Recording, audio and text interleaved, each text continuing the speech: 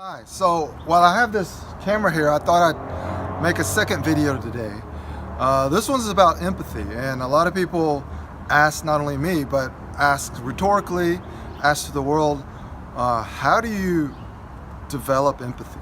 And a lot of times people say, can you learn empathy? And the answer to that generally is no. Empathy isn't something you can learn. So how do you acquire empathy, or in our case, how do you develop empathy? So my answer has always been that imagination is the key to developing empathy.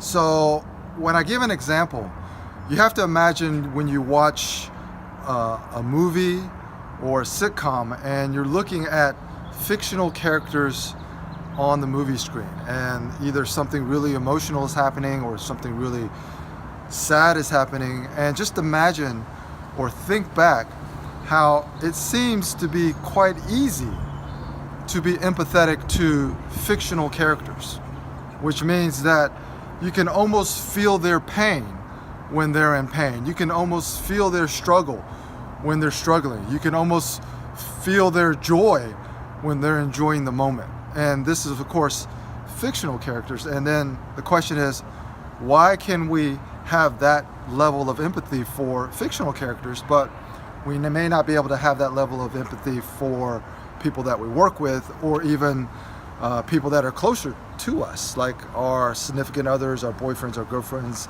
our mothers, our fathers, our brothers or sisters? And my answer is that the reason that it's easier to have empathy for fictional characters is because there's no emotional attachment.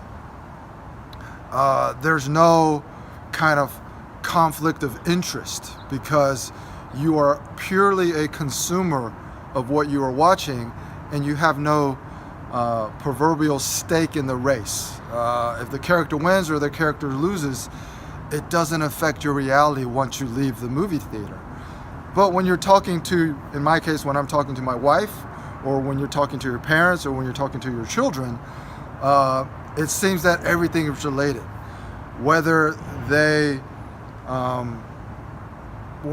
behave the way you want them to behave will affect you, not only emotionally, but it could affect you financially or whatever.